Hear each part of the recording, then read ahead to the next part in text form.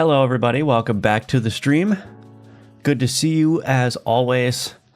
And yeah, we're just working on finishing up some things for the Alchemortis playtest.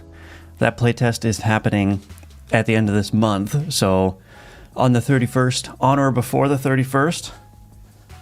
So yeah, anyway, before I get into all of what we're going to be doing today for the playtest, I want to describe a little bit what the playtest, or how you can access the playtest, and what Alchemortis is. So Alchemortis is a dark fantasy roguelite auto battler. If that sounds interesting, definitely give it a wish list and keep an eye out for the playtest. You can use alchemy to make your own synergies and builds. So I think that's pretty cool. So for the playtest, active Patreon members will get 1 week of early access to the playtest. So when that playtest comes out on the 31st, anyone who is actively a subscriber of Patreon will be the first to gain access. Patreon members will have access for a week, and then the playtest will be open for the general public for anyone who wants to try it for a week after that. So you don't have to support on Patreon. However, if you do, you get that week of early access. And at the top tier here, I will send you an Alchemortis Steam key when the game launches, and your name will be listed in the in-game Alchemortis credits. So this is like a pre-purchase of the game and also a way of getting your name into the game if that's something that you want to do. It's a little bit of a reward for supporting the development of the game. And also you can support me by purchasing my courses on Udemy. These help me out a lot, and also you'll learn how to build games in the Godot engine. So check out all that stuff, and the Discord is also linked in the description below. So yeah, anyway, let's get started here. Hello, Ben. Welcome back. Hello, Bomb That Implodes. Good morning, good morning. Diginanigans, welcome back. Ataxic, welcome. Neozoid, good to see you. All right. So I was working on some stuff yesterday. I added some animations for various things having to do with alchemy. I posted it in the Discord, but you could check it out. I added this new click animation for the alchemy pot. So when you click it, it plays like this. I don't know, pretty satisfying animation, I would say. So I'll show you what that looks like in game, but that's what it looks like when you click it. It plays also a very nice sound effect. And I also edited or improved some of the legendary card animations for this. So let me just show you what this looks like. So if I go here and I click, it gives a very satisfying bounce. I need an animation for when the cards come out of the pot as well. But that is one thing that I added last night. And then also, if I go to my alchemy manager and I change this legendary chance to 1, I changed how the legendary cards are treated when you actually get a legendary card out of the alchemy. So now there's a legendary sound that will play when you get a legendary card, but they also kind of slam themselves onto the board, which I think is pretty cool. So let's take a look at this. So here we got all this. So this is what the new legendary output looks like. I think that's pretty cool, and of course you can't hear the sound effects, but with the sound effect it's pretty cool as well. So I think that's looking good. So I just want like an animation for when the pot, like when the cards leave the pot.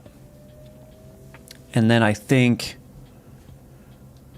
I just need to do some sound effects during that click animation to make it feel nice and complete.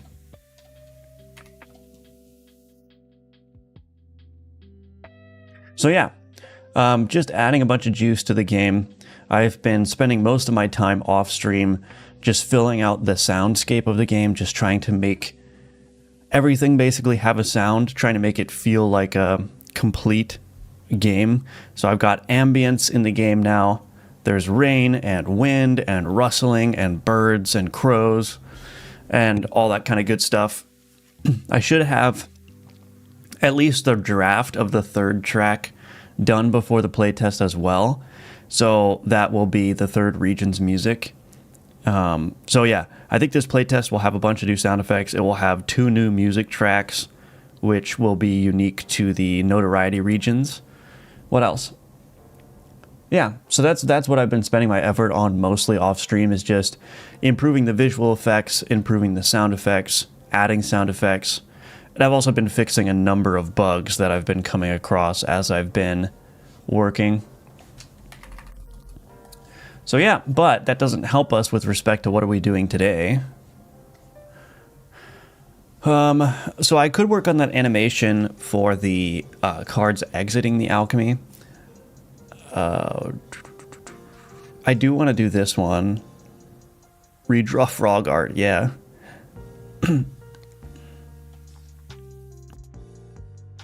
So this one could be interesting. I mentioned yesterday that I didn't want to do this one on stream because I'd have to learn an algorithm, but maybe if we can't think of anything else to do, I'll do that. Basically, what I want to do is, well, first let me catch up with the chat. Hello, Kazuyoshi. Welcome back to the stream. If you were to make a multiplayer game, would you use C# or GDScript? That's a good question. Probably would just stick with C#, honestly. I think doing the multiplayer stuff is a little bit more verbose in C#, but I don't think that outweighs all the benefits you get from using C#. So that would be my personal preference. But hello, Stup Bill. Thank you for the IDR 10,000. That's very generous. Thank you, thank you. Always appreciate it. With the message, yummers. McDonald's money. I don't think I'm going to McDonald's today. I mean, I have to. We got a bunch of snow, so I have to. After the stream, I have to eat lunch and then go and shovel my driveway, which would be not so fun. And then after that, I'm not going to want to go anywhere. So, do you make the sounds on your own? Kind of. So, I mean, kind of is too generous. I should say no, not really. Most of the time, I have this sound effects library. Maybe I could show you. I hope there's nothing incriminating on here, but let's see. So I have this app called Everything. And this app, I have a custom filter set to look for audio files in this big library that I have on my hard drive. So basically these are all of the audio files that I have. And every single one of these audio files I have the right to use for commercial projects. So I have the right to use all of these sound effects for unlimited commercial projects. And there's 37,000 of them in here. So what I do is I have this. I know you can't really read that very well. I don't think I can make this. Oh, I can zoom this. Let's see. It doesn't really matter. You don't really need to see. You don't really need to see the names of the things, but I'll make it bigger anyway. So yeah, 37,000 sound effects. And then what I do is I just do like, okay, well, I want some bottles. So I search for bottle, and then, you know, there's all the sound effects with bottle in the name, or, you know, glass, for example. And then if I can't find a sound effect that's just by itself good enough to put into the game, what I will do is I will try to find 2 or 3 sound effects that I can layer together, and I'll do that in Audacity, and I'll play around with it. I'll swap sound effects in and out of the tracks in Audacity, and then if I can create a multi-layered sound with those sound effects that sounds good, then I'll just export that as a single file from Audacity.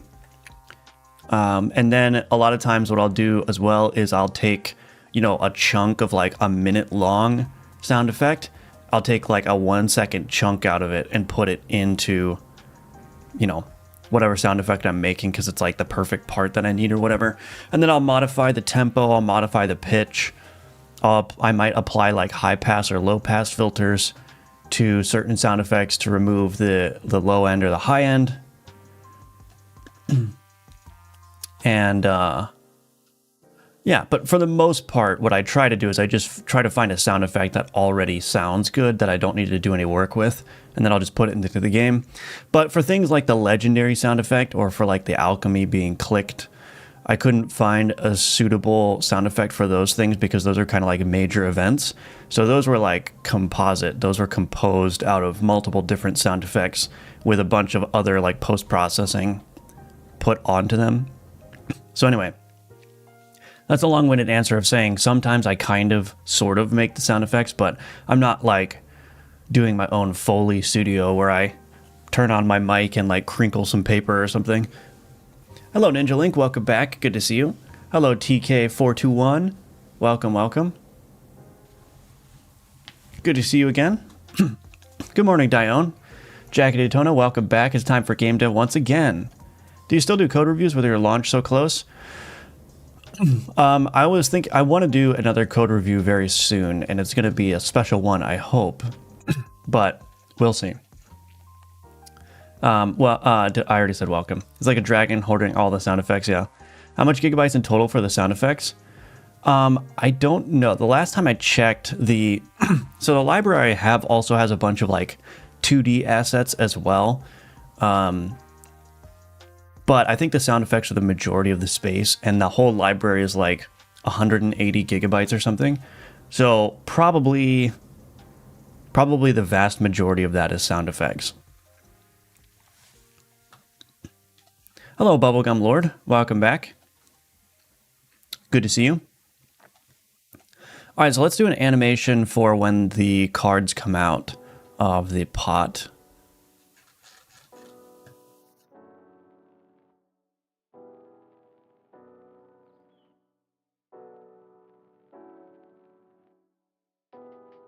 So that's the click animation. I like how nice and bouncy it is. Now, the one thing is that this spoon actually doesn't have an end. So I look at this spoon, it's just a stick. Like, I didn't draw the end of it because it's always obscured. But then when I went to animate it, I couldn't bring it completely out of the pot because then players would see that there's no spoon part of the spoon. It's just a stick. But that's okay. I just made sure to get the animation into a spot where you can't really tell. Anyway, I thought that was funny. Okay, so I guess I shouldn't be locking these things. Let's do an animation for when the cards come out of the pot. How do you handle libraries in Godot with dictionary as well? Are you talking about the sound effects?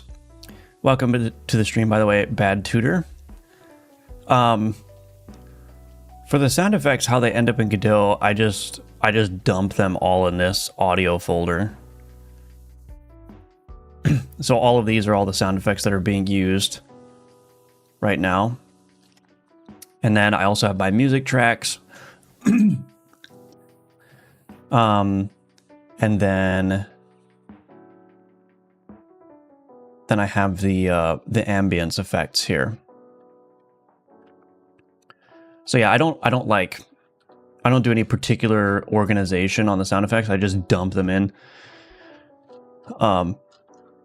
And usually a lot of these are like set and forget. So I just import them into Godot, and then once they're assigned to their node, I never need to look at them ever again. There are some sound effects in here that are reused across a couple of different elements.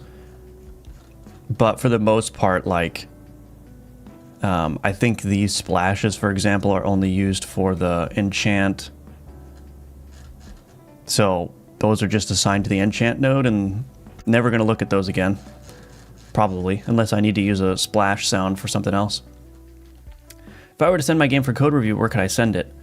If you look at one of my previous code review videos, you should see the link for the Google form to submit your project in the description.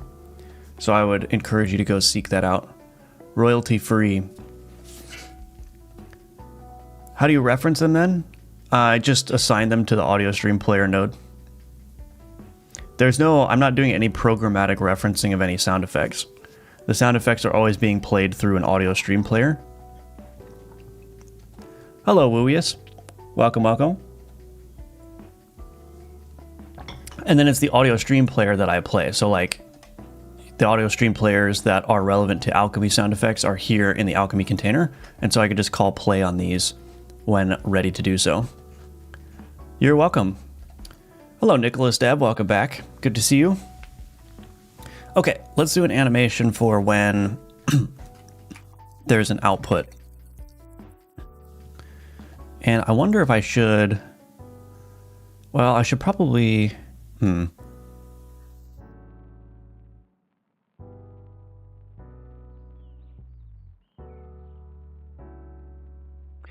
wonder if I should just... Let me do this.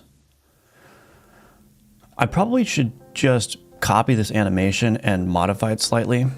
So if I duplicate this animation and call it output, this will at least... Oh my gosh. This will at least give me a base to work with. We'll send it today. Awesome. Is YouTube hiding my messages? Let's see. It's possible. I only saw the royalty-free message from you previously. So if you're trying to put a link in the chat, YouTube will not let that go through. If you have a link to share with everyone, like a sound effects library or something, you could share that in the Discord.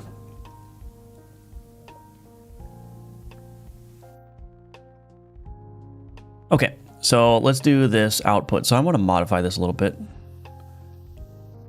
Oh, the sacrifice that I do for you guys. I have the editor for my stream. The editor's at 150% scaling, which makes me feel very cramped sometimes, but it's for you all so that you can see everything. I know. I'm very self-sacrificial.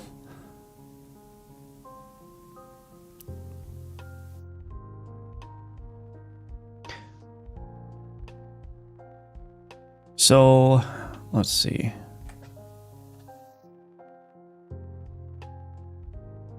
We'll probably make this like a smaller jump here. Maybe we'll turn the rotation the other way.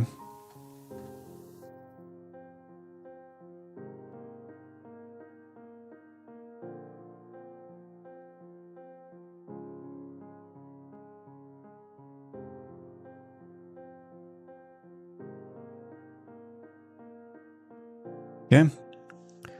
So we'll just kind of slightly change it a little bit. This needs to be...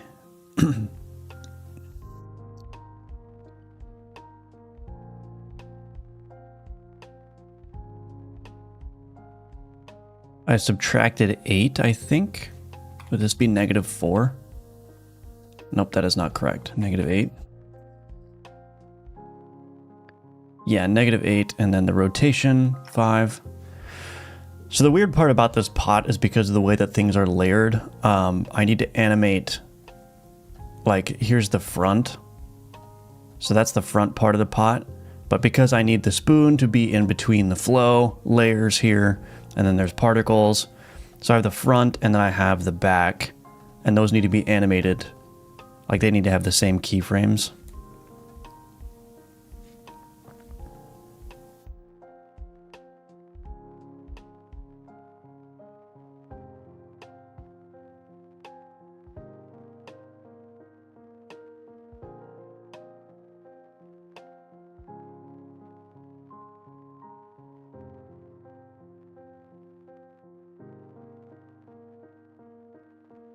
Okay, and then for the spoon, we can do something else here.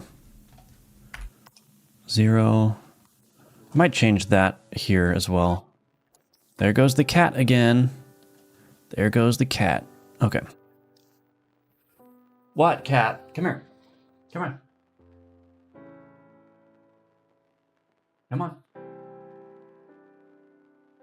I got you. I caught him.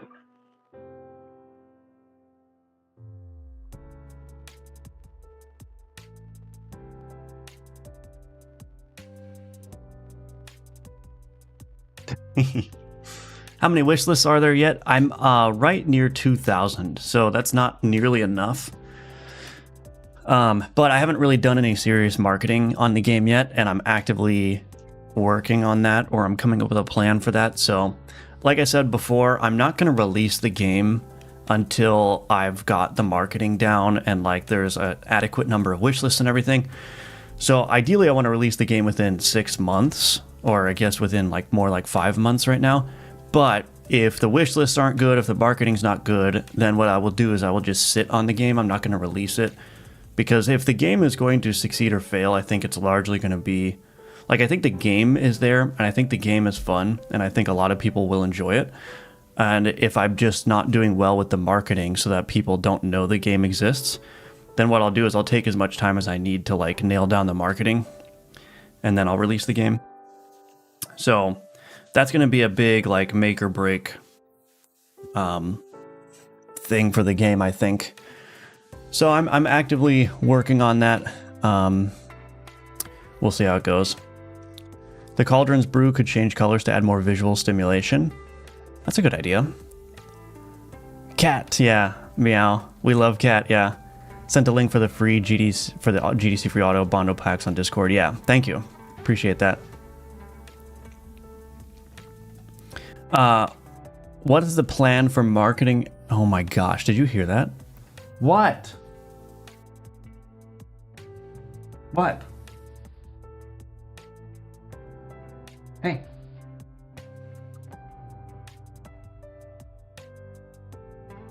Okay, maybe he'll sleep sometime. What is the plan for marketing and promotion? Shorts, TikTok? Yeah, I don't know. TikTok, I'm not getting. I don't have like a big TikTok presence, so that's a problem. YouTube Shorts, probably will do more of those. Do some more YouTube devlogs. I think after the Patreon early access playtest period goes live, I will spend that week doing a devlog, and then I'll release the devlog when the public playtest starts. So that way I can say like, hey, there's a playtest running right now. Go try it and give the game a wish list and all that good stuff. So we'll see. We will see.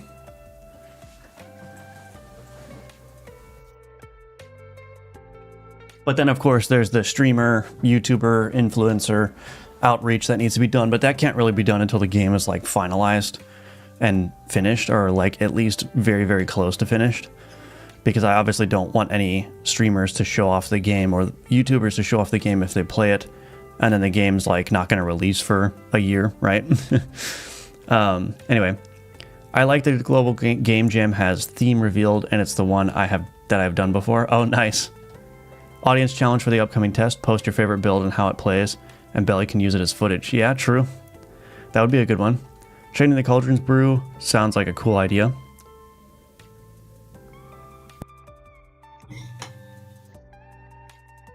Yeah, I just don't... We'll see. We'll see.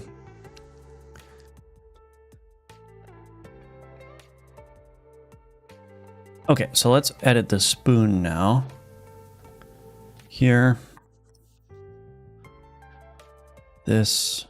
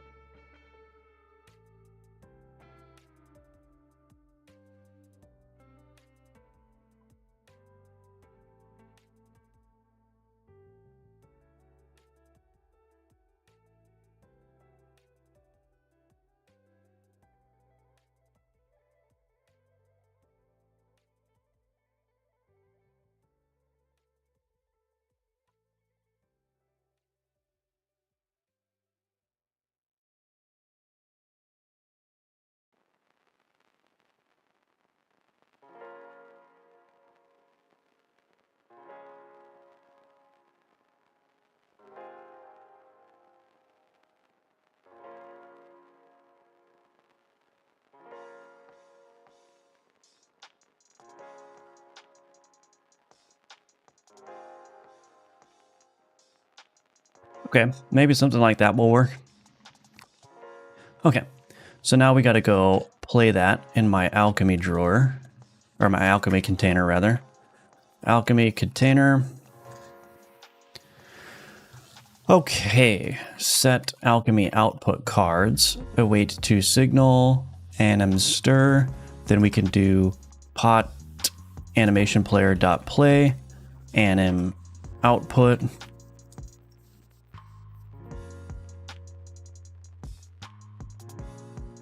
Private, static, read only, string name, anim output.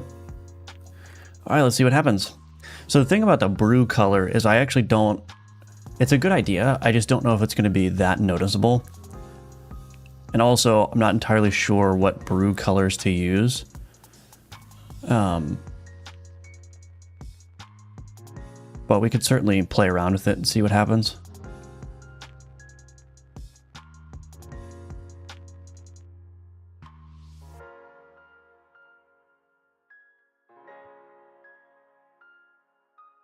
Let me see. I have the legendary chance set all the way up right now, so let's discard that. See what it looks like normally. Good morning, Emerson.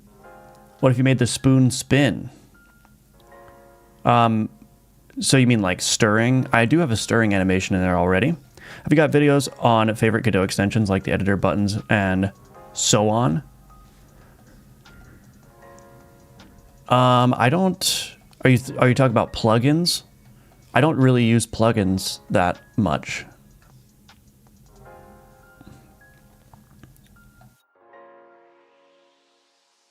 I wonder if. Let me try something. Alchemy Manager.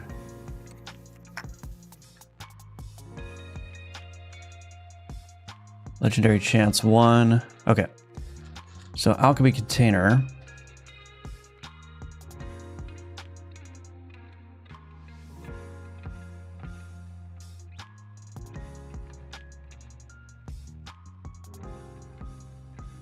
If card.is legendary pot animation player dot play anim output pot animation player seek 0f true. So every time a legendary gets output, I'm just going to restart that pot output player. So it looks fine when none of the cards are legendaries, but the pot kind of stops moving. So let's just see if this works.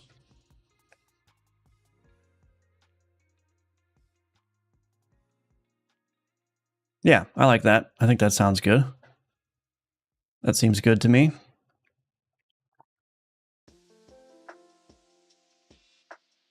So this feels a lot chunkier, which I like. Yeah, that looks good. And then if we don't have any legendaries, so if I go back to here and I discard that again,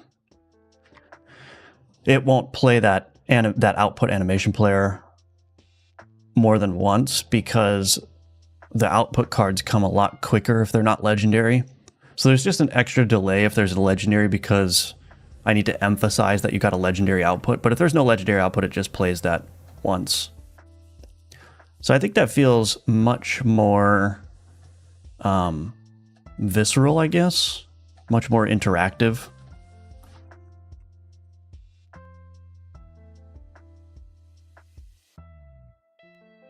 So yeah, as terms of the brew color, can we do something about that? Add alchemy output animation. Can we do something about that? Let's see.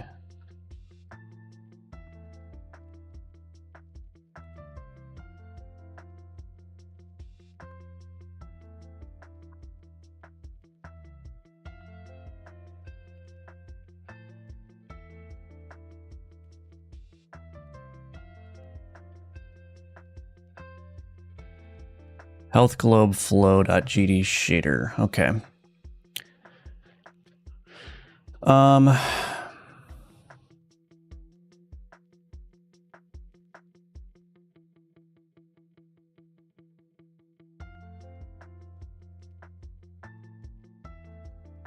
Oh, that's just the shader file, but the material is unique. So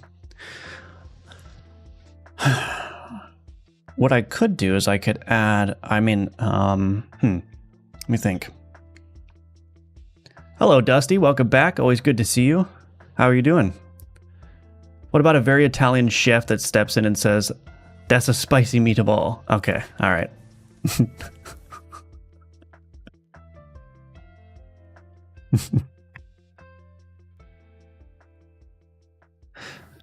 That's goofy. Anyway.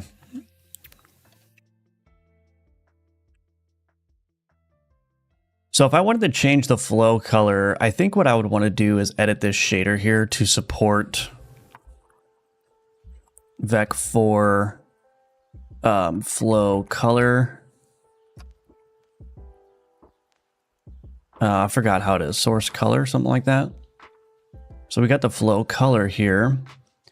And then what I'll do is I'll say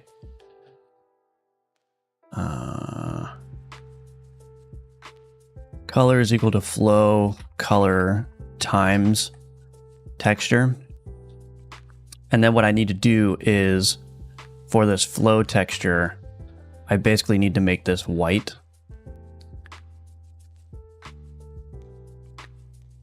Are these using the same texture here? Let's see. Flow background. Flow background. Okay, they're not. So they must have different waves in them. This is UI Alchemy Flow background. So let's open up Sprite. Assets, UI Alchemy Flow and Flow background. Oh, but this has a, oh shoot. This has an outline on it. The outline color is going to be modified by the shader.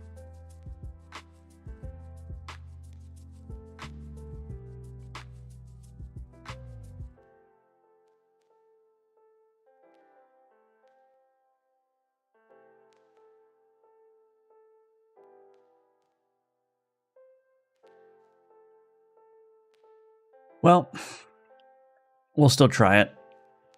Maybe I'll make the shader so that it only changes white pixels. So we'll see. Anyway, what I should be able to do here now is in this flow here, I can change this color to be green. And that should work. But I want to make it so that it only changes white pixels.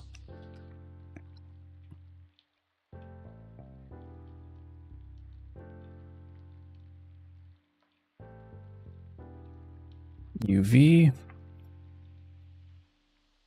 Okay. Float distance to white is equal to distance text color Vec4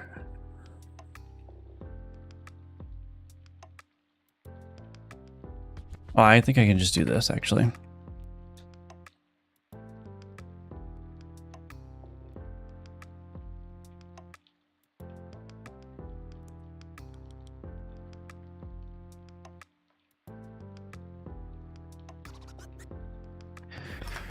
Well, I know I'm not supposed to do branches in this, but if distance to white is less than 0.01,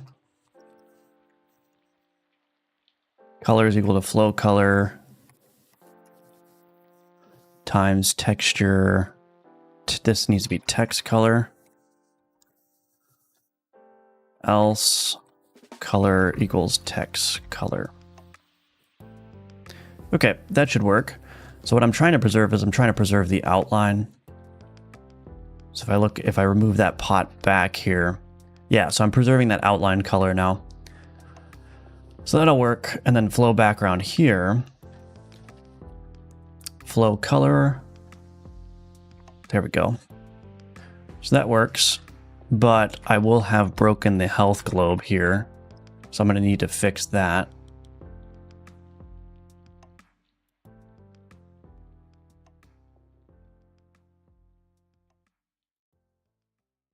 Why is that not broken?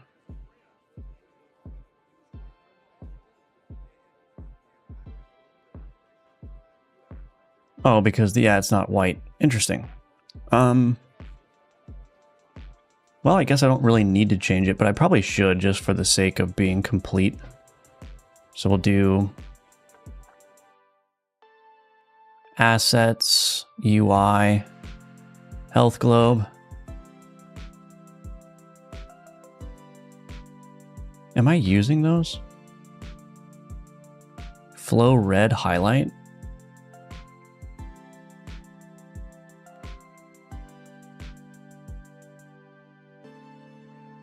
That is being used.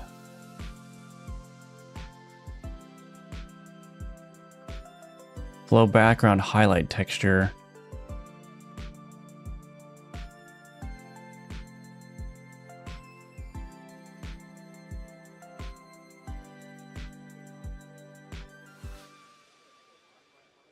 Okay, well, you know what? I'll just keep the colors the way that they are. And here what I'll do is I'll just make this pure white. So that way, if the shader ever does kick in, it just basically won't modify. Actually, you know what I'll do? Instead of setting it there, I'll just make this white by default.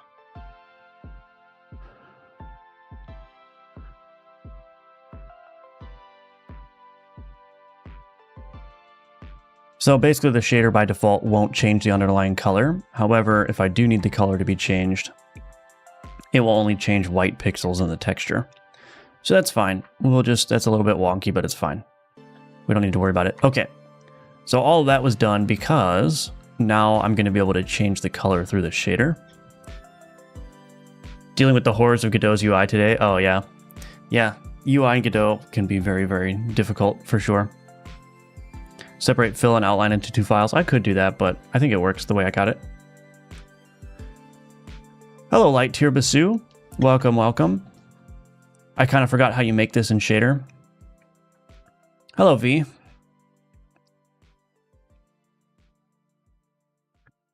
Welcome back. Okay, so as far as like what color we should change the brew to, I don't know. So like, I guess we could do a white color.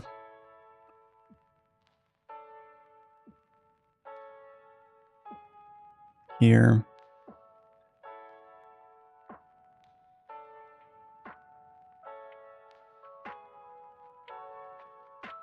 White and orange, maybe? Okay. Let's see.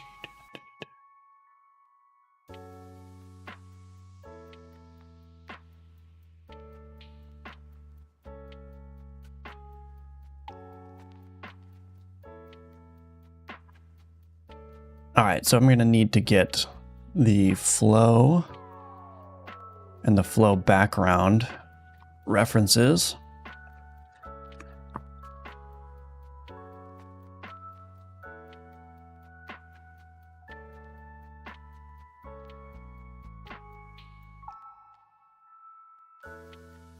All right. Orange, you like orange? What's woe, V? What is woe?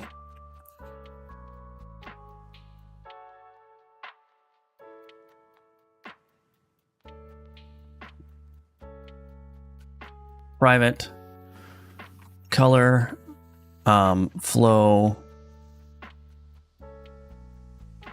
default, color, export, private color, flow, background, default color, private color, flow, highlight color, flow background. I'm going to rename this to active. Oh my gosh.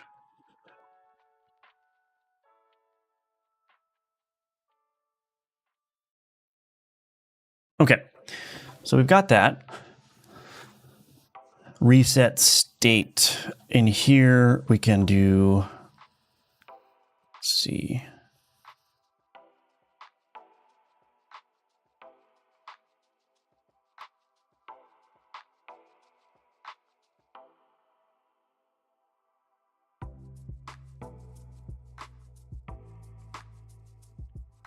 Flow background material.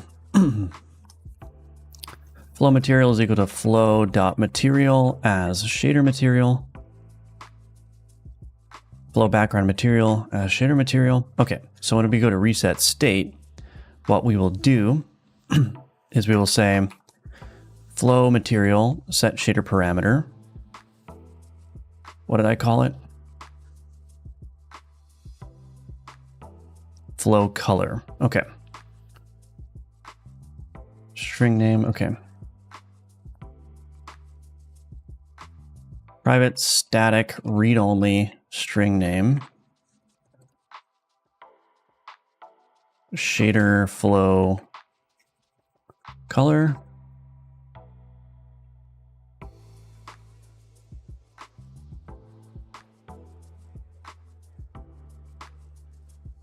Okay, so that works. And then when we set the output cards,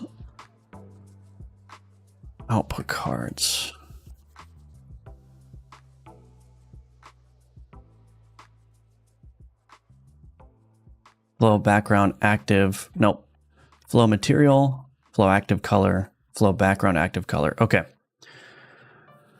All right. So we'll build that and we'll see what that does. I'm gonna have to change the particles colors as well, which might be a little bit annoying.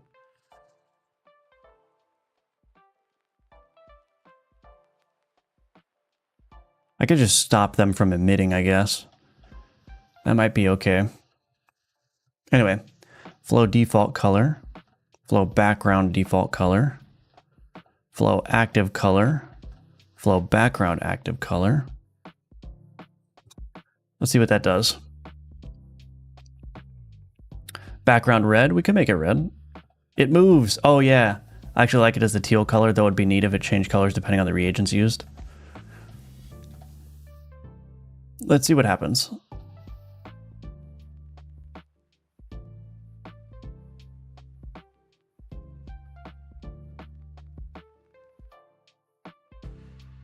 Yeah, so I guess I could change the particle color there. That's going to be annoying because then I have to reach into the particle shader material and change that.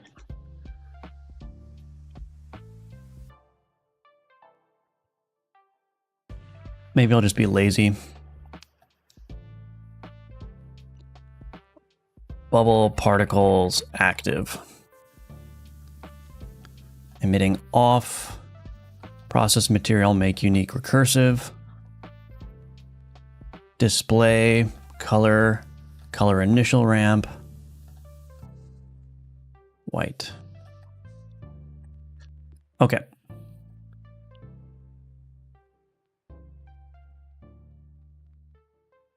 Okay. Node private GPU particles 2D, bubble particles, node private GPU particles 2D, bubble particles active.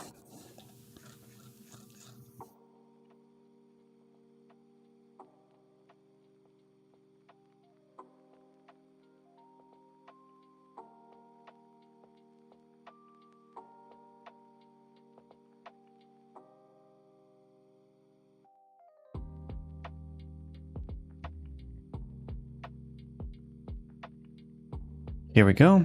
Bubble particles dot emitting. Okay.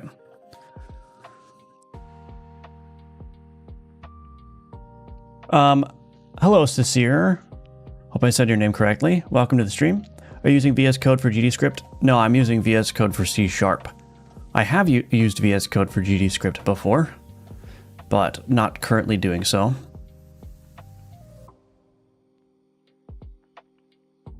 How do we feel about that?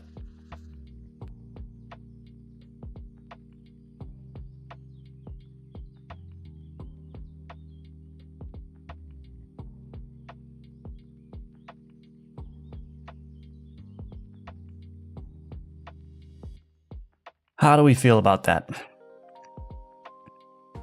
And if I bring this over. Okay.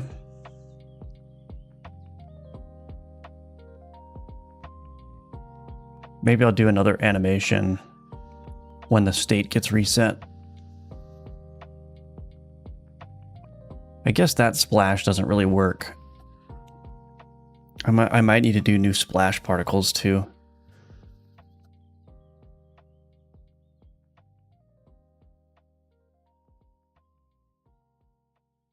Because that's still purple splash, or is that the same splash particles that are going in?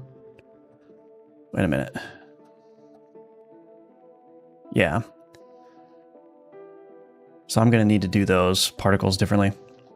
Godot supports C#? It does.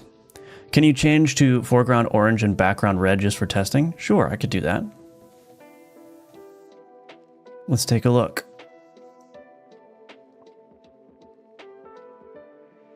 I would also need to change these bubble particles active to be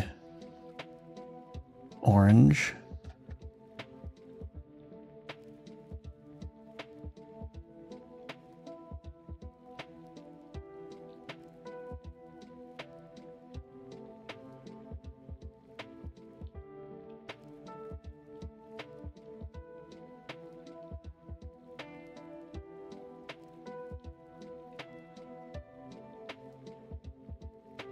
How are we feeling about that?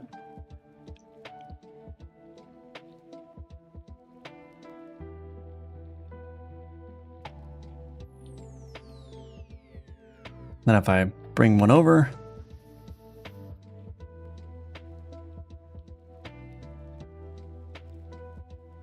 interesting. I think I like the white orange better. I could also try white. Let me try this. Change this back to white. I kind of want to try white and that teal color.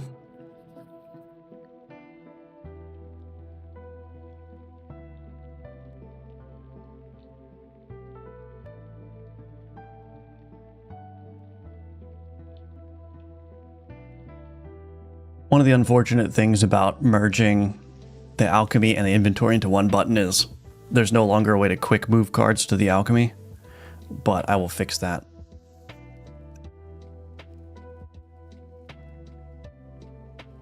Because better before, the white is a better contrast with the dark cauldron. Yeah, so I think either white foreground with teal background or with the orange works. Yeah, of course, you're welcome. Do you guys like the teal background flow better or the orange one better?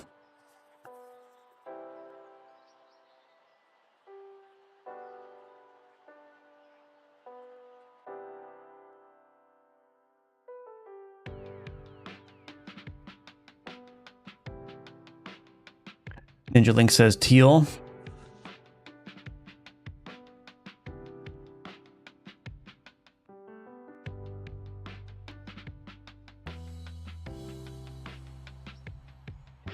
I think I like the teal better. I like both, but teal connects to residue color. That's true, yeah. Teal, teal. Okay, we'll stick with that one then. So now what I need to do is I need to create... son of a biscuit. Wait a minute. Splash particles.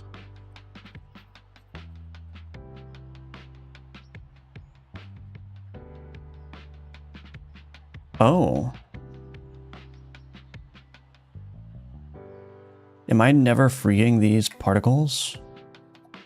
That would be not good. Okay. Shoot.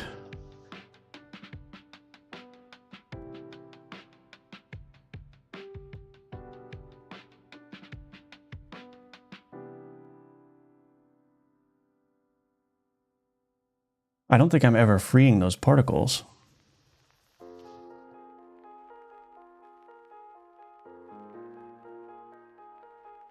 Yeah, I'm never freeing those particles. Oops. Oops. Animation player. We'll just do self-freeing particles here. Default, auto. Call method track here.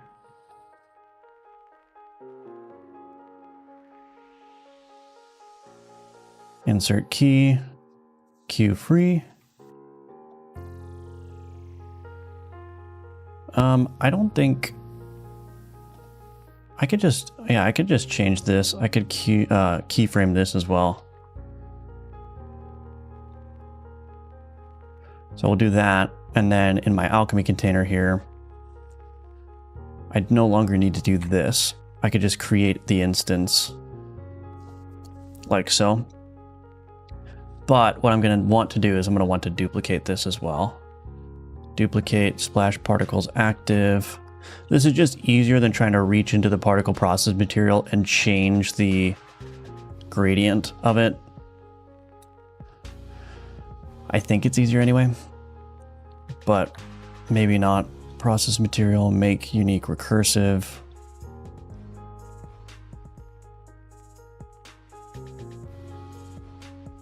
This color needs to be teal, and this color needs to be white.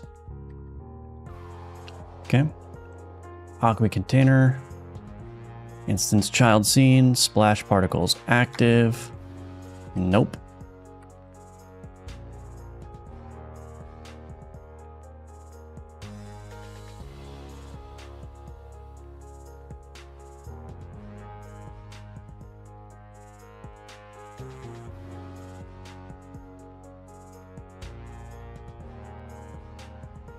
Lock this, mark as unique name, load as placeholder.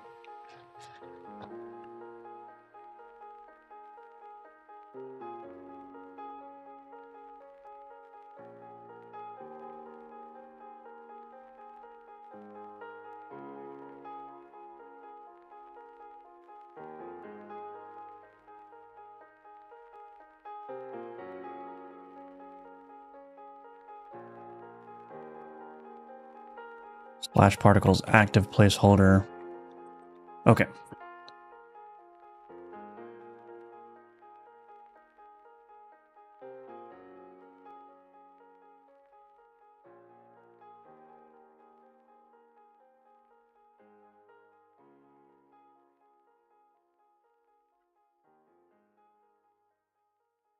Let's see what that does.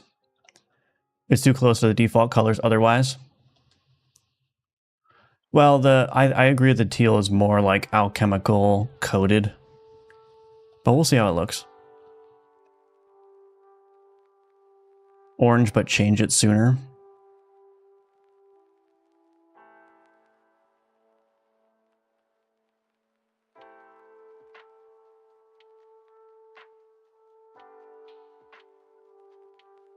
Hello, Defected, welcome. Cost blood to alchemize, yet liquid in the cauldron is teal. Oh, goodness.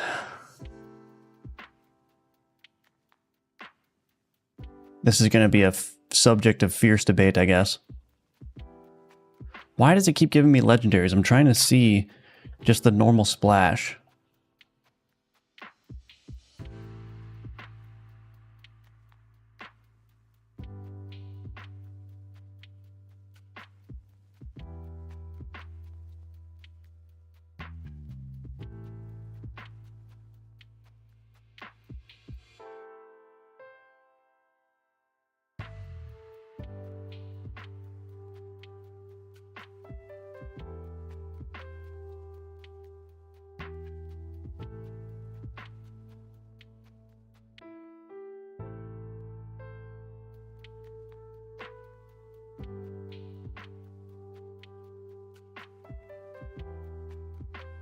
Okay, let's do this. Let's try orange again.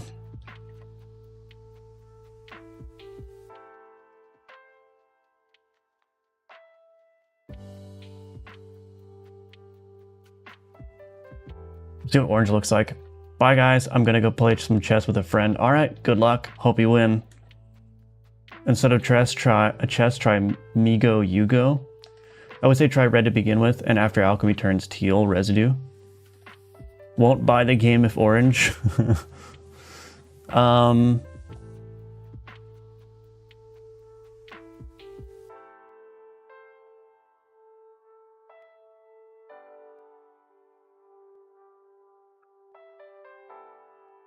So try red to begin with.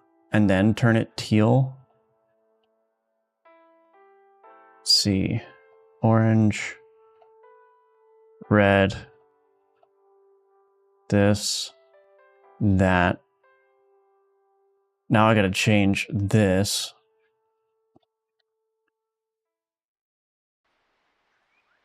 This one is supposed to be orange. This one is supposed to be red. And then splash particles active. This needs to be that color. That needs to be that color. Okay.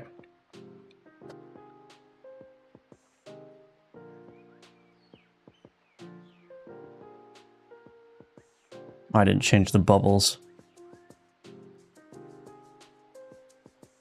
Let's see.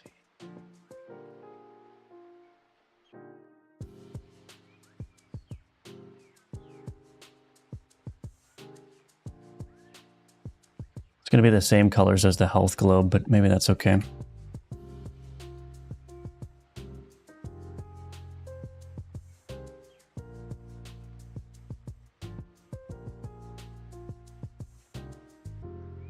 I have to change all of these colors.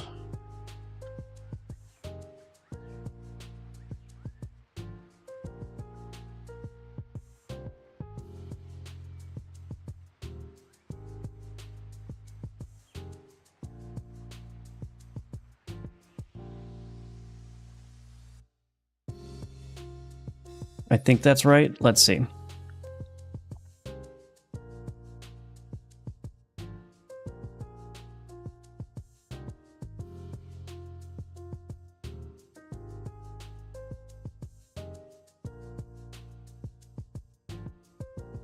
That's kind of interesting. The problem is I don't really like those default colors there. So yeah, I don't really like that.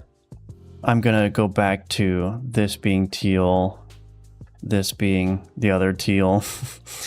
We'll do flow active color here. Let's see. I gotta change all this back. It was worth a shot, but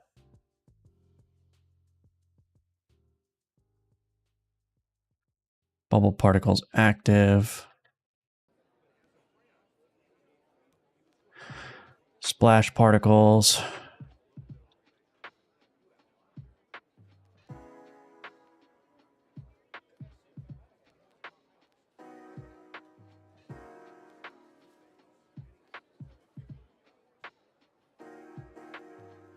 What am I doing? There. No Naranja? I don't know what that is. Hello, Clicker Tail. Welcome, welcome.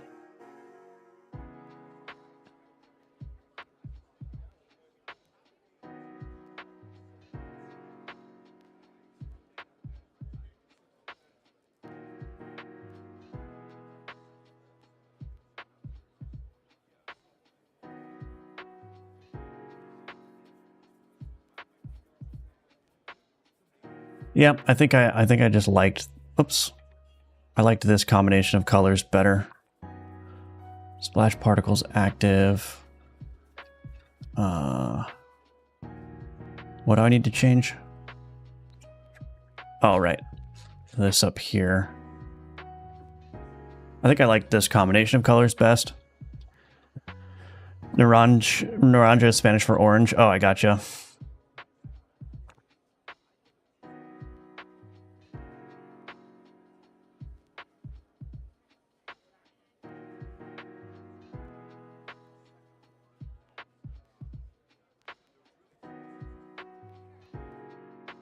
Okay. I think that's fine.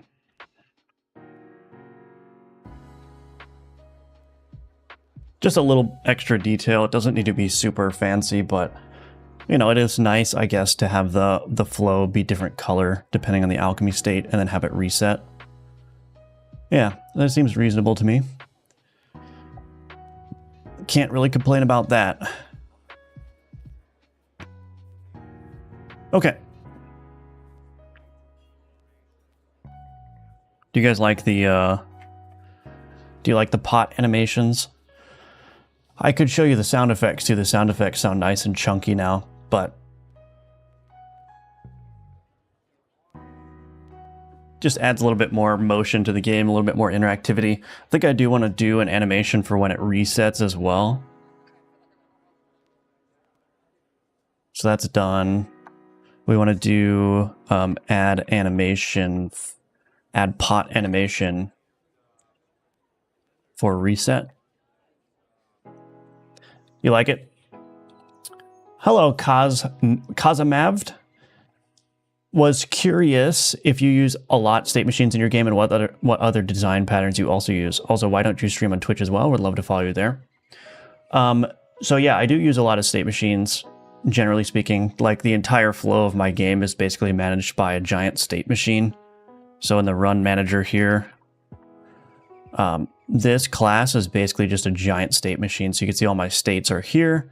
And then I have all of my state methods like state map here. That does a bunch of stuff, state map travel, all that good stuff. So the state machine drives like the main loop of the game. And I also have state machines for like the map camera, I think, or map input layer. This is kind of a state machine, or it is a state machine.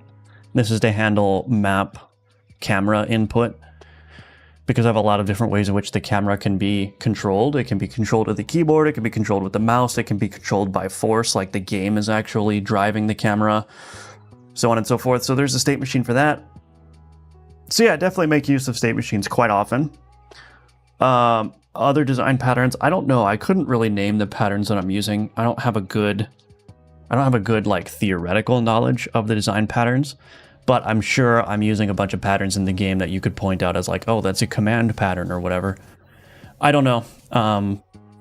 The state machines is really the only like pattern that I can name that I'm using. But anyway, why don't I stream on Twitch?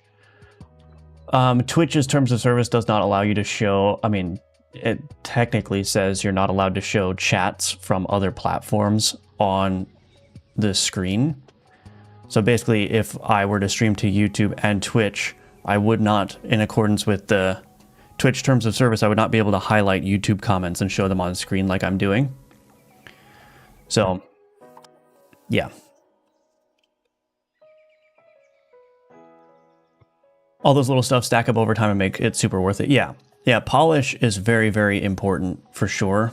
Adding animations, adding interactivity, sound effects, little things that have no impact on the actual game mechanics, but have a huge impact on the feel of the game are very, very important.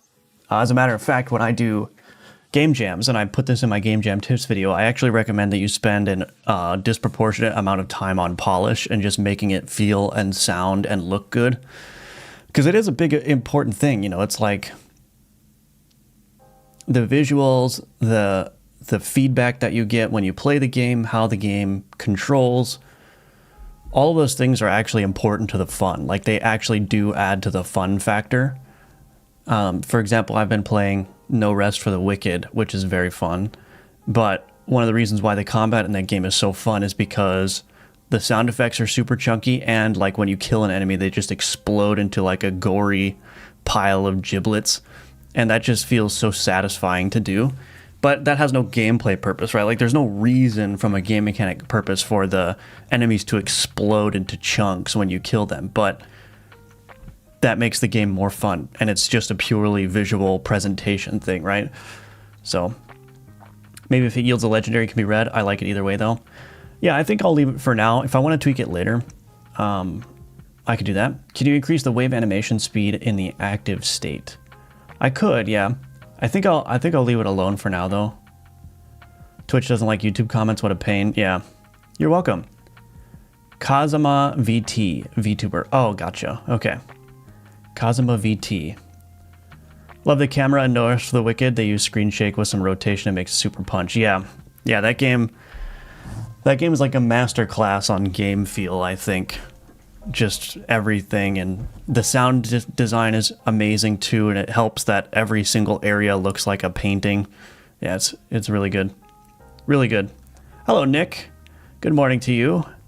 How are you doing? Welcome back to the stream. Okay. Change alchemy flow colors when active.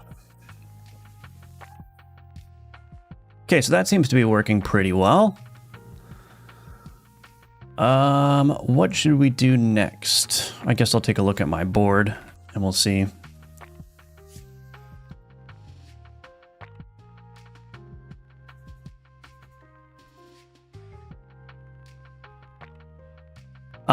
Anyway, let's take a look. Add stirring sound effects, add metal clanking sound effects, add pot animation for reset. Okay, I think I'll move on to something else for now.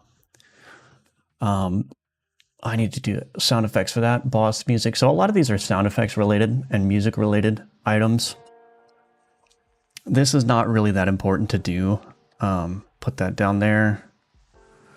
I do want to do this, optimize card placement on grids so that cards are packed. I don't know how that's going to go, but we can try it.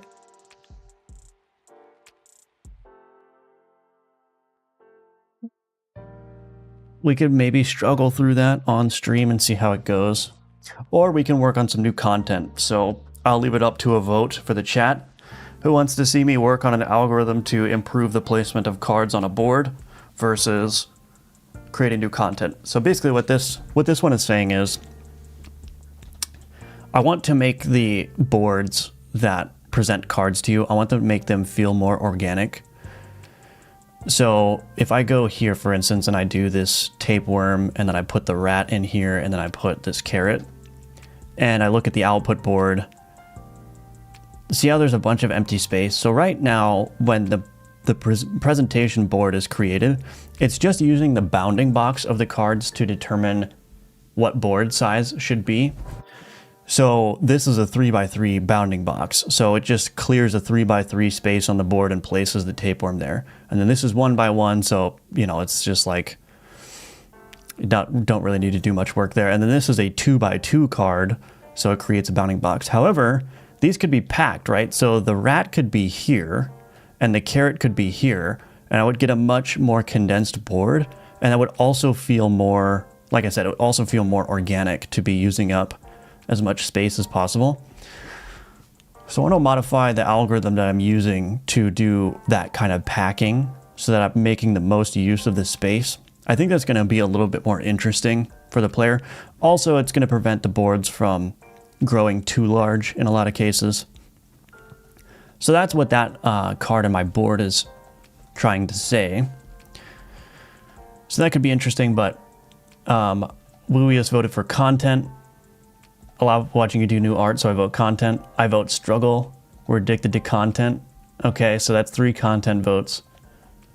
That's a vote for both, so that's 4 content votes. That's 5 content votes. All right, I guess we're doing new content. No one wants to watch me struggle through an algorithm. That's fine, understandable, understandable. Content, okay, all right. So we'll do a new card or something. So the options are, we could do a new card, we can do a new artifact, we can do a new reagent. Here's what I'll do is I mean, you can't see all of the cards here, but I will leave these up on the stream. And then what I'll do is I'll go take a quick 3-minute break. And when I come back, you could suggest one of these cards here or a new card if you want, or an artifact, whatever you want. So brainstorm some things in the chat, what you want to see, and I will be back in just 3 minutes and we'll continue on. I'll leave this up on screen so you can see it. So, all right, be right back.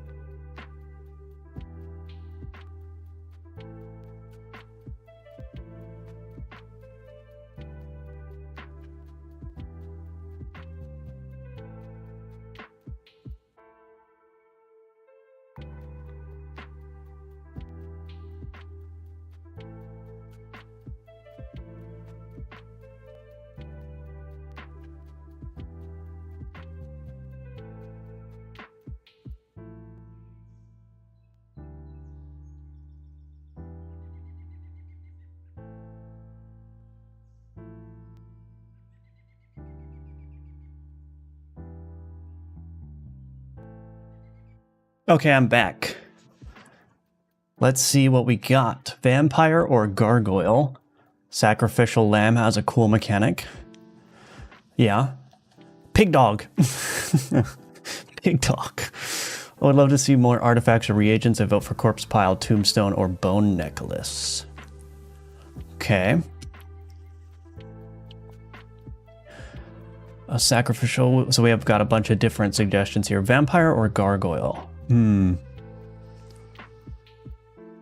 a card that deals damage type that matches whatever type is most prevalent on your board is. Oh, interesting. So I'm thinking gargoyle. So if I did gargoyle, probably it would do some kind of shielding.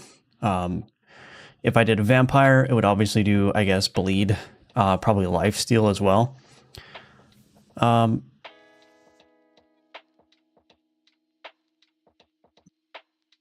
Do I want to try a vampire?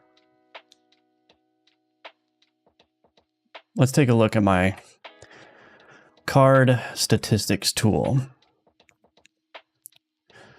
So player card dimensions. We've got 22 1x1s. We've got 15 2x2s. We've got 12 1x2s. 10 2x1s.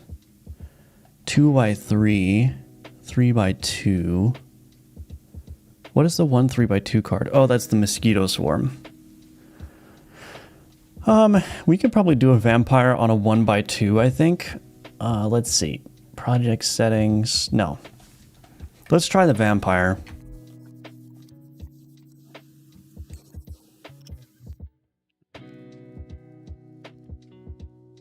One by two. Create. All right, here we go. Here we go.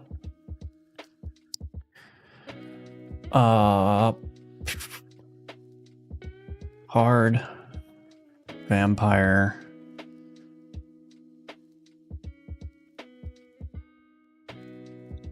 Okay.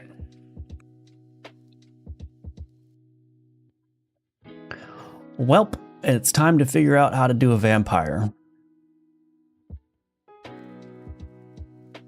That's not right.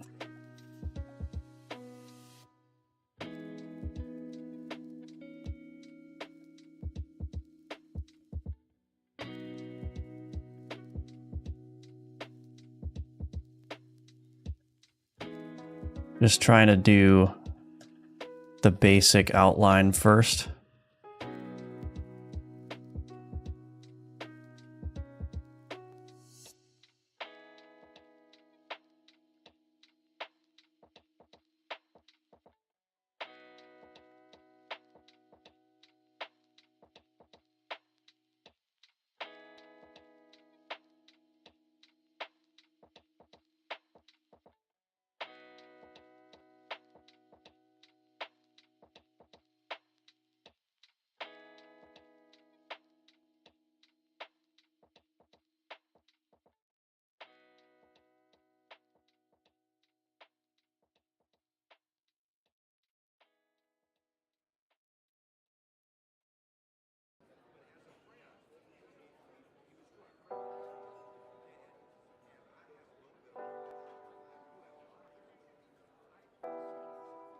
Okay.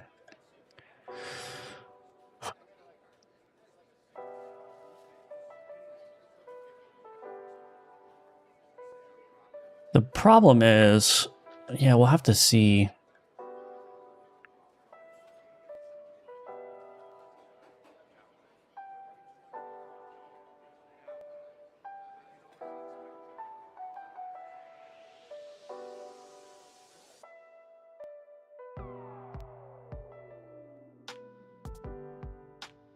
It's going to be really hard to do something that looks like fangs, but maybe I don't necessarily need to do that. Maybe I don't necessarily need to do that.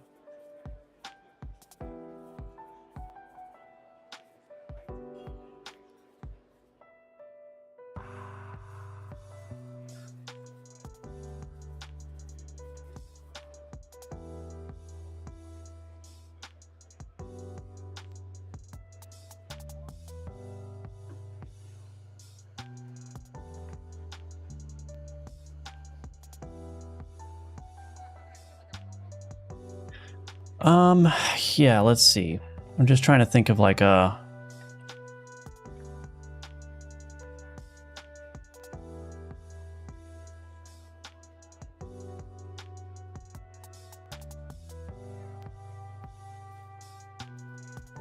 pose for this guy.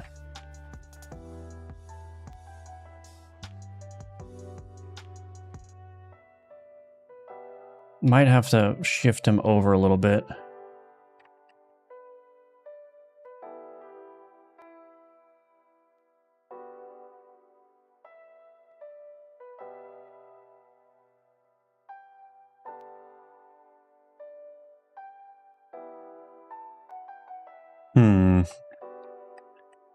This is going to be a little bit tricky.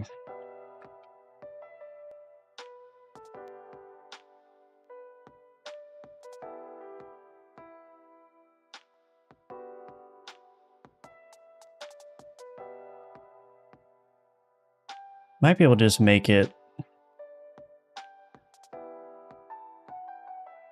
Oops.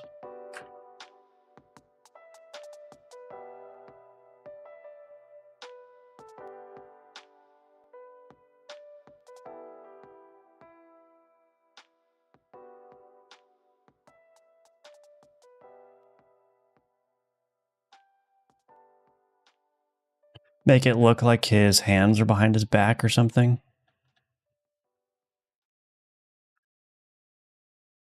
Yeah, we'll figure something out here. We will figure something out.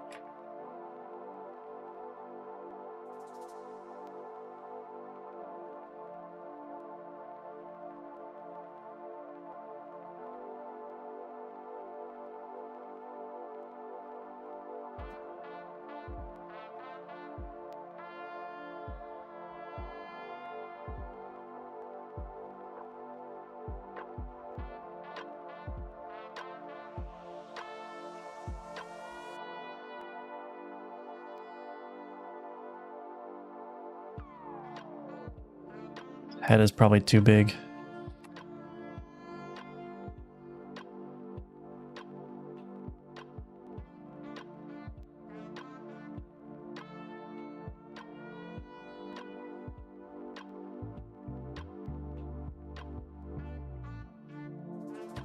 Okay. I think we're getting there.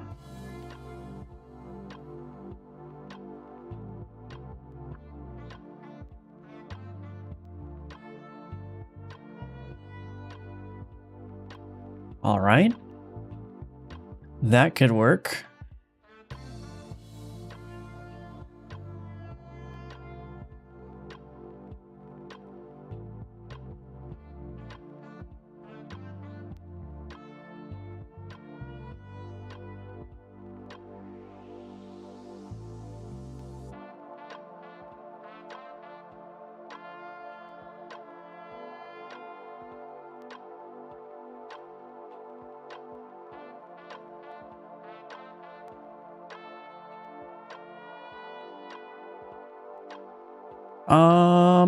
Let's see.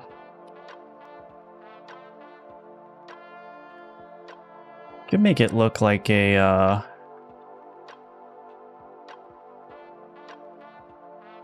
let's see. Do I want to do that?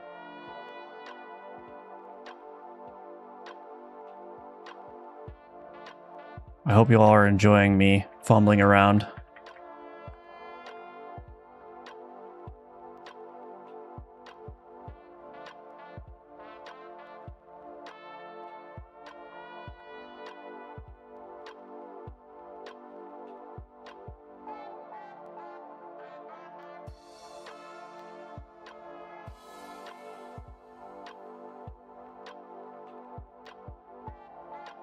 I guess we could do something like this.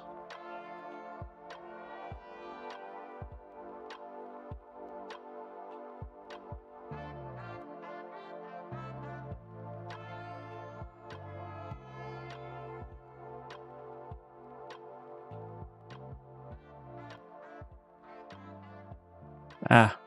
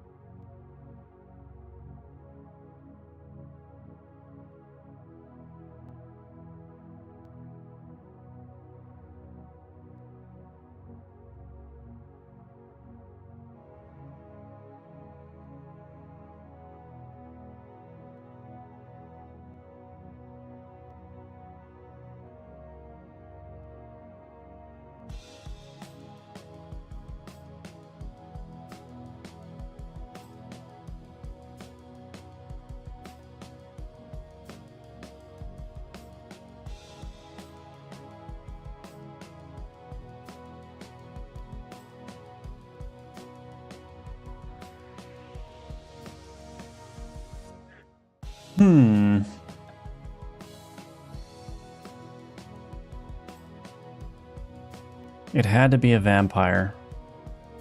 I had to write that down, didn't I? Entertaining to have on the background while working on my own stuff, yeah. Interesting to see your workflow process. Well, that's good. I'm glad that it can be helpful.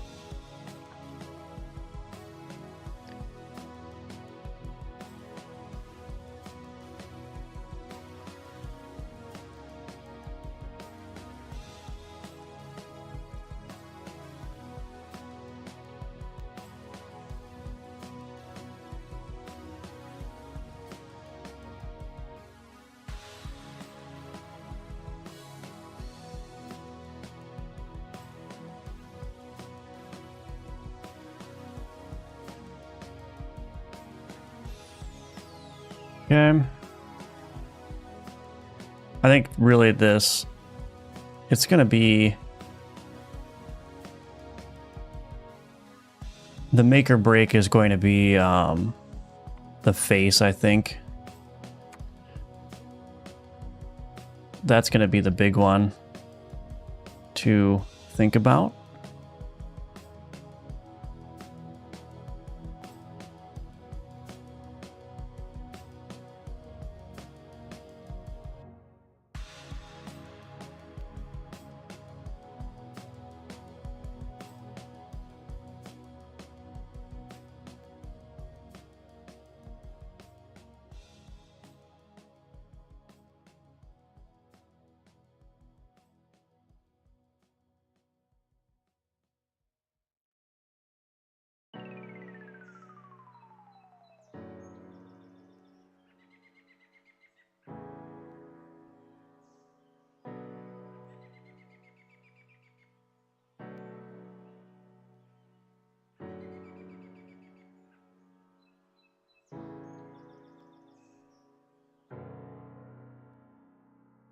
I'm not super good at drawing cloth either. Oh my gosh, this is not going well. I'm a web dev, but game dev really interests me. Nice to be able to watch you work. Awesome. Glad to hear that. At this scale, I would just focus on a strong eye line and sunken cheeks personally. Sell the Nosferatu vibes. Yeah, that's a good idea. That's a good idea. Maybe we'll start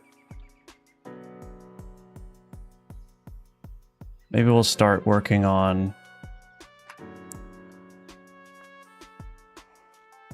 the face then.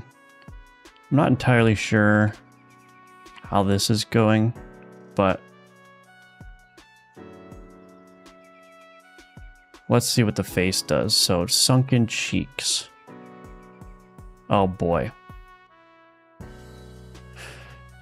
I do not have a lot of room. That's okay.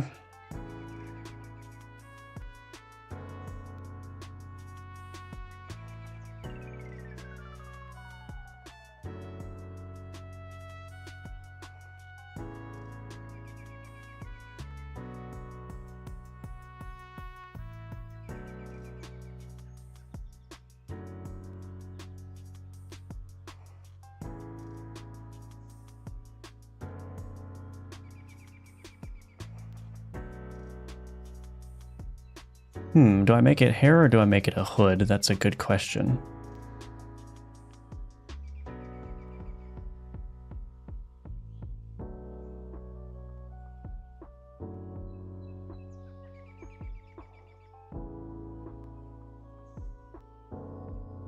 Well, we will see how this goes, I suppose.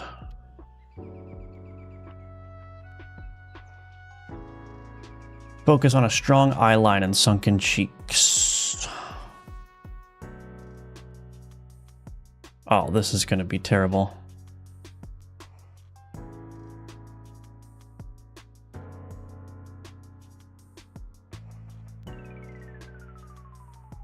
I don't think I have nearly the space that I need for this.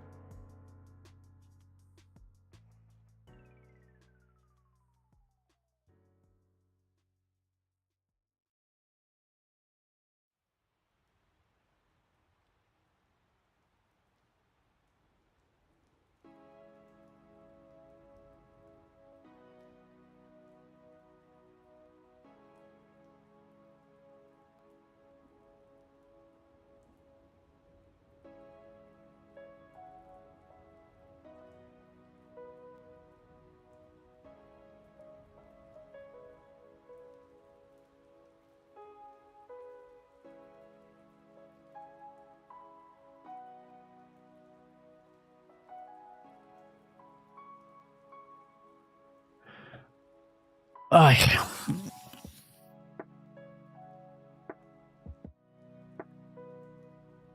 don't think this is working.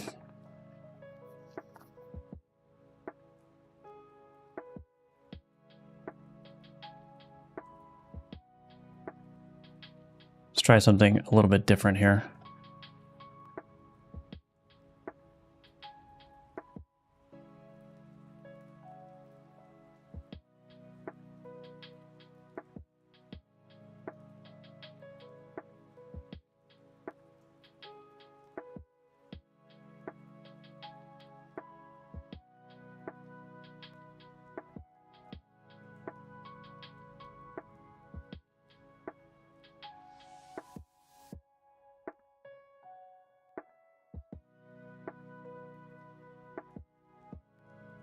Oops.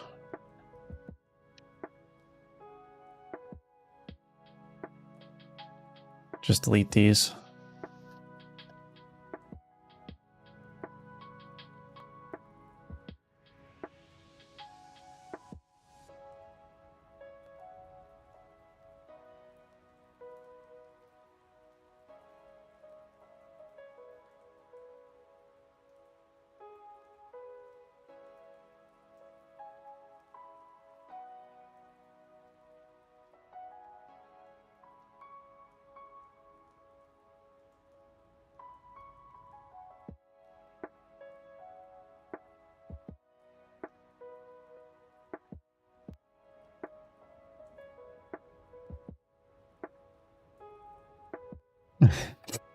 This is not working. This is not working. Personally, make the vampire more beast-like a giant bat. This one looks more like a cultist or a fire mage. Vampire could be used for a different card. To me, it's giving Pinhead from Hellraiser vibes until you gave it hair.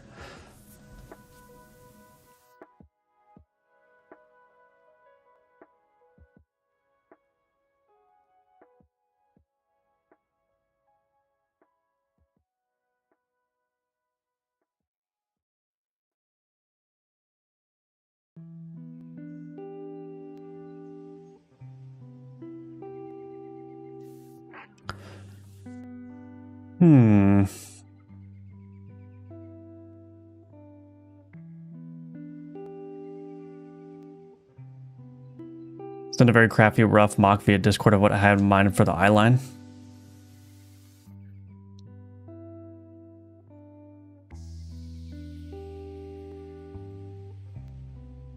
I see.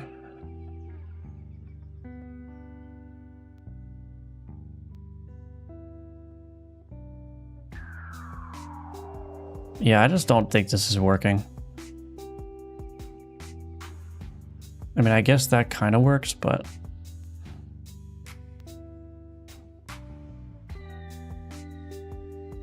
No. All right. No, maybe we'll keep that. I just don't know. Like, I have 1x2.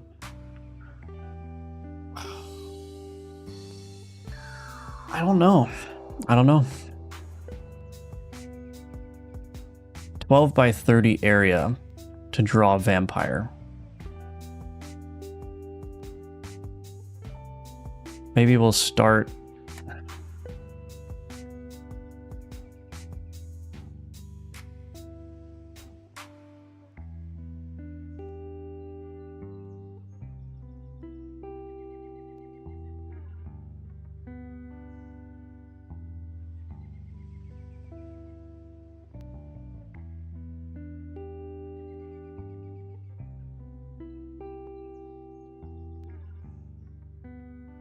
Yeah, I don't know. I'm just so bad at drawing faces, let alone faces that look like vampires.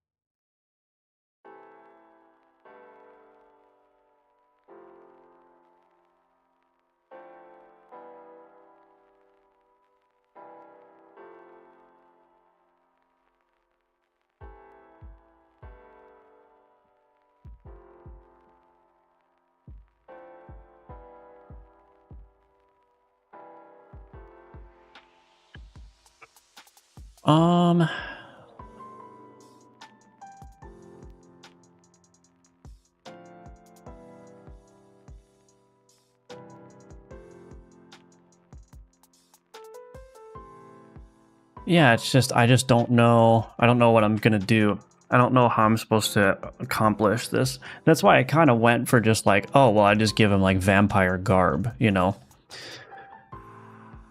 But that's obviously not working.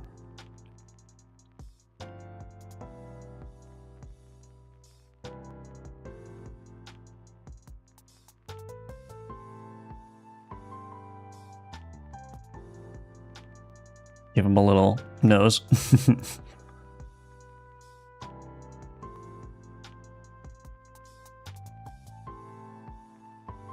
Yeah, I don't know.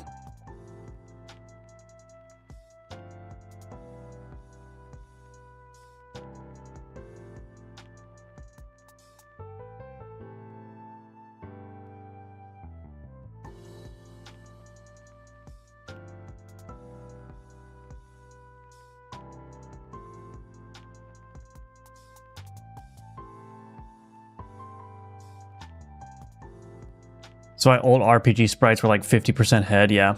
What if the whole top of the head was in shadow from the hood? Yeah, we could try that. Let's see.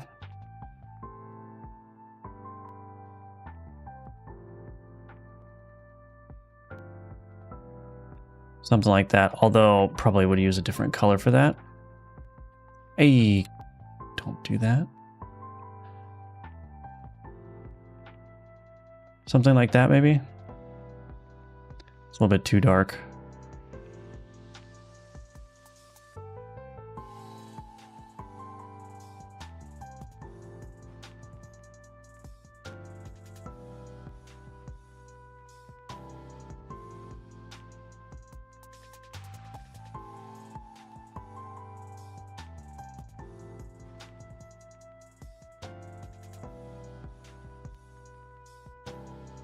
That kind of works.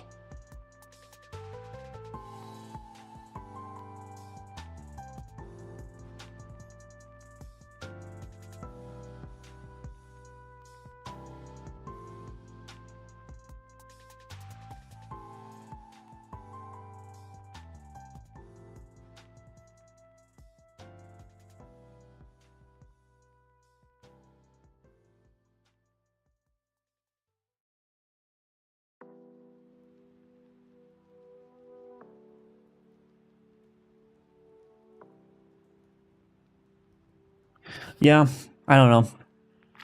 This is a fail, I guess.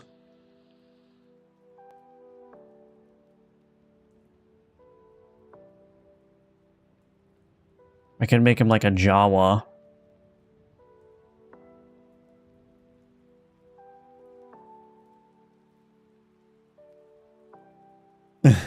Just like black out the entire face.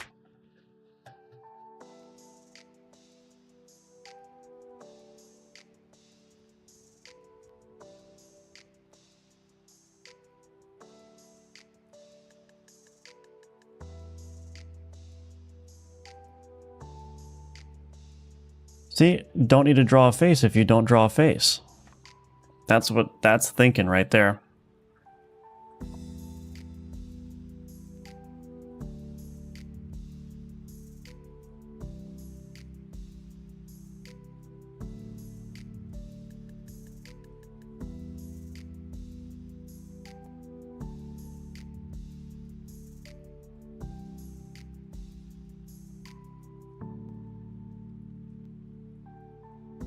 Look at that. No face, no problem.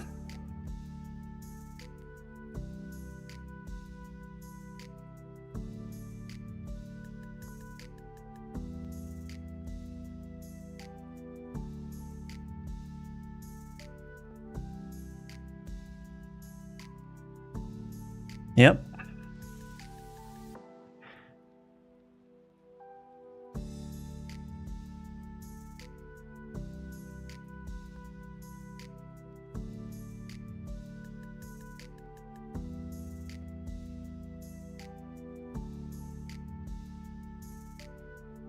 No face, no problem.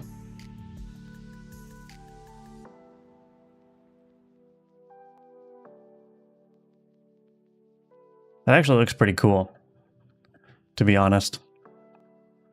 I think it looks good, just not like a vampire. There we go. You could have 1 dot for a fang. Oh, could I do that?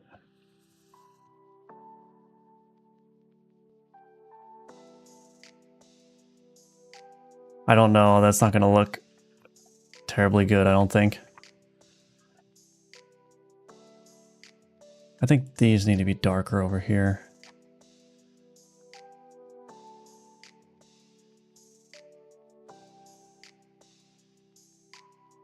No, maybe not. Some blood drips from the mouth. I just don't, yeah, I don't have the space for it. I wonder what your reference for this is. I always imagine vampires being in tuxedos. Well, you imagine like the V Rising vampires, you know? I mean, they have like, you know what I could do? I think the V Rising vampires have like pointy ears or something. So I wonder if I could just do something like that. Although I don't think that would not read as an ear, I don't think, if I put it in here.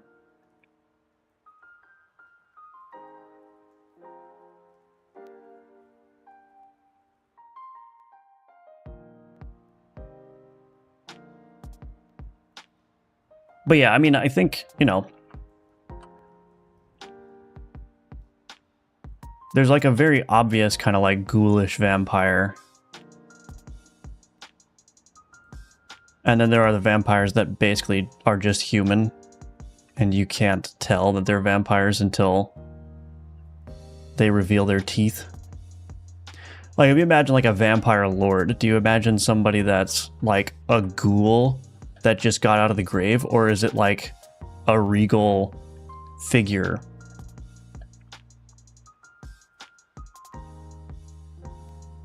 Who is sitting up on his throne in his castle?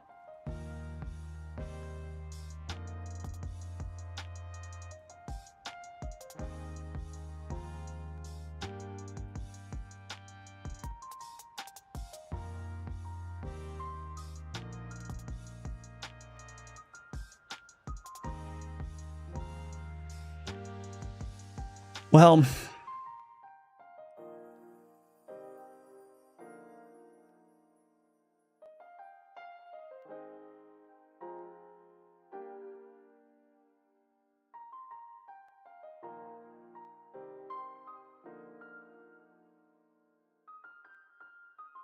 it's exactly how AI solves the problems in my code, yeah. Keep thinking of the vampire in one of the Bugs Bunny cartoons as an Easter egg in the game. I don't know that reference. I don't know that reference. Yeah, never mind about the pixels. I mean, I think this is serviceable as... I think it's serviceable as a vampire. If I just say, hey, this is a vampire. It's like, okay. I agree that it's not like super obviously vampiric, but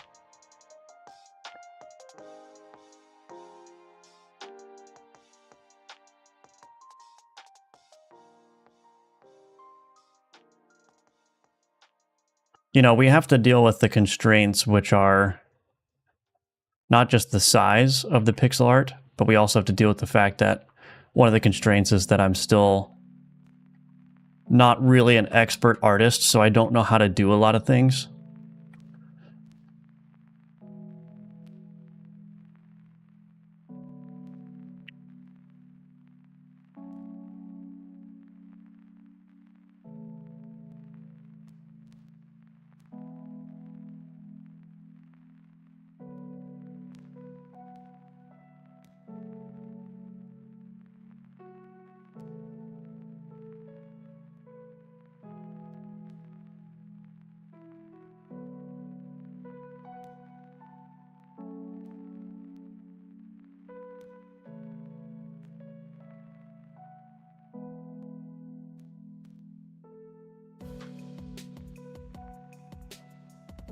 Like, even just like drawing this cloth, I don't really know what I'm doing.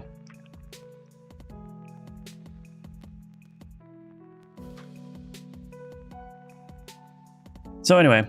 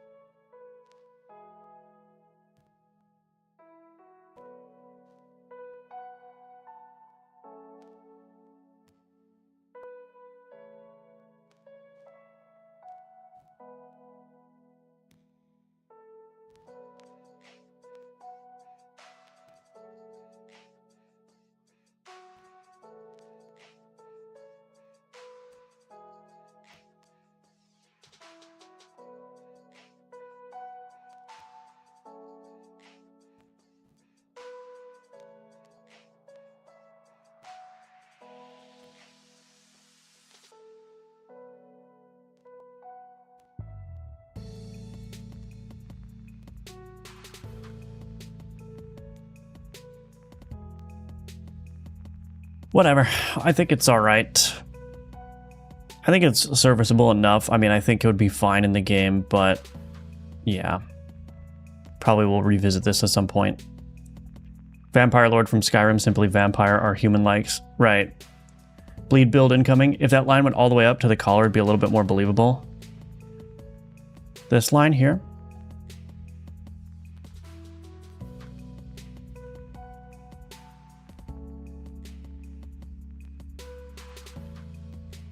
Problem is, it looks weird if I try to bring it straight up, and if I also angle it, it also looks weird.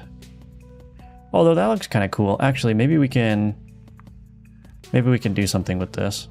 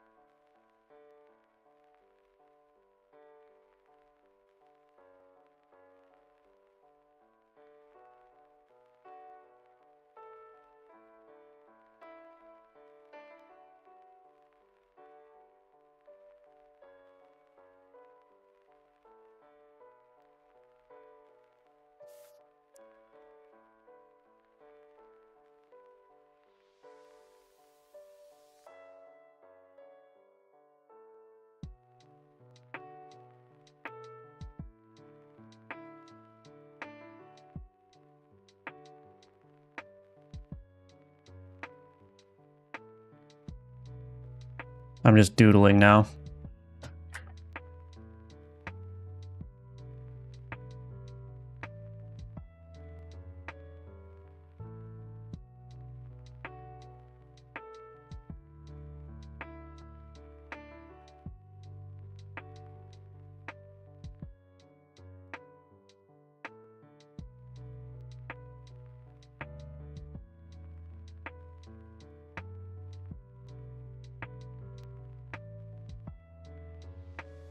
I'm just doodling now.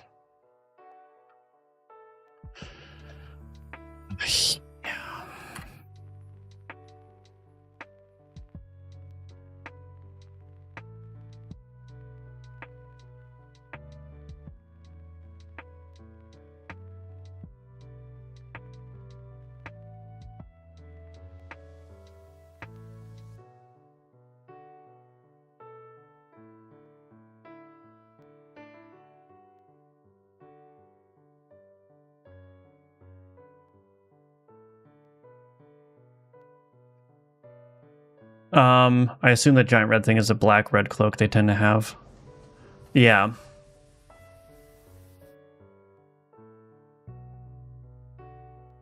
Sorry to distract, no worries.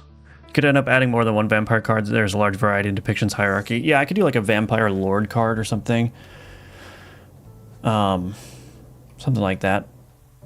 Or like just like a ghoulish vampire. There's definitely opportunities to do that.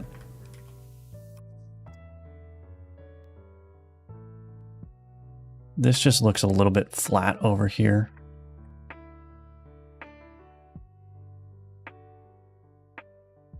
Yeah, I don't know. I don't know what I'm doing with cloth. I don't know how to draw faces.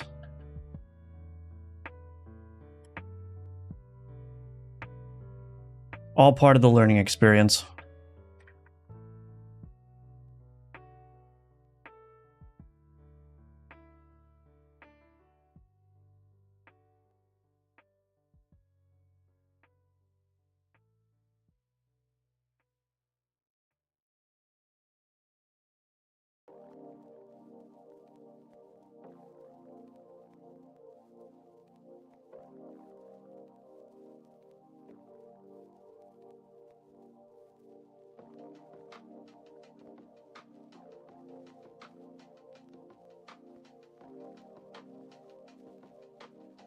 Okay, well.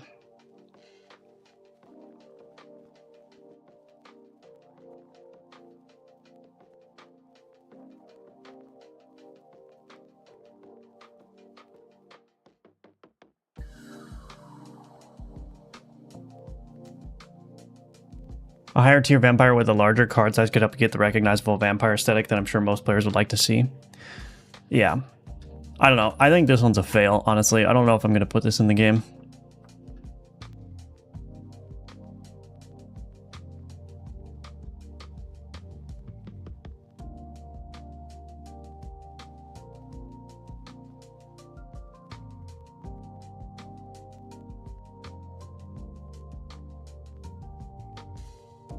Okay, we're going to call that one a fail. I'm not going to put it in the game, but I will commit it. Let's delete all these things. Remove that. Fail vampire. Okay, well, it goes that way sometimes. I guess I'll have to revisit that, but I guess we didn't get any new content done. Sad face. I just don't know how to... I mean, I guess I could make a larger vampire card and try to get that face down, but I'm trying to think if this card could serve as something else. I already have like a cultist card. This could become like a thrall or something.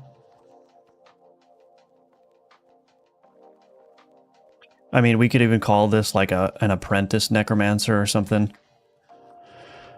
There are maybe other opportunities to use this card, but not as a vampire, so...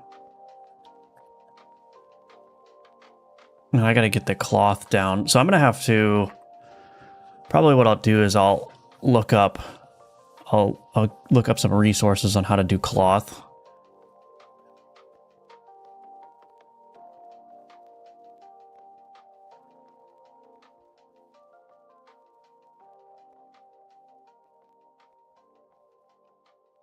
I think it's almost there. I just need to figure out how to sell the idea that this is cloth down here. And then this card can become, because I like this upper part. I think this upper part works. I just need to figure out. Yeah, just got to figure out what thematically it could be instead. A dark scholar, yeah. Necromancer apprentice, yeah. We think of the same. So I don't think I'm gonna throw out this art. I'll just find a different use for it. And I'll get the cloth down here working well. And then for the vampire, we'll do something else. We'll try to do a different art for that. But anyway, I have to get going. I've got a meeting to get to at noon, so I'm gonna get ready for that. But update vampire art. Probably we'll end up renaming that as well, but let me write this down. Figure out what to do with failed vampire.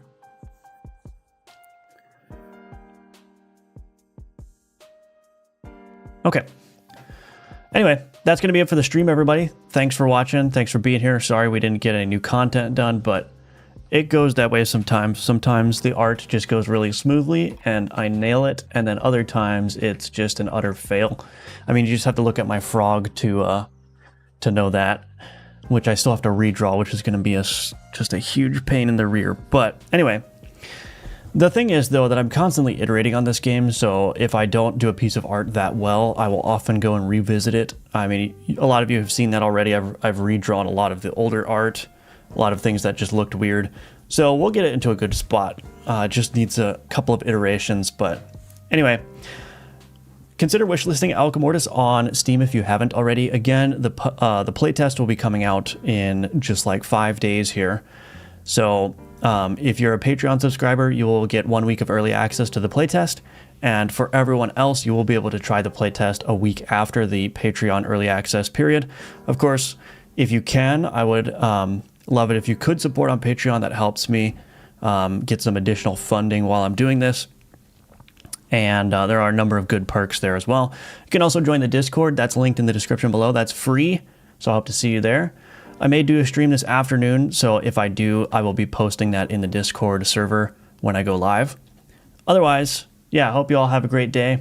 Thanks again for watching. Thank you all for your support. It's always appreciated. And I will be back at it in the next one, whenever that is, either later today or tomorrow at 10 a.m. Eastern.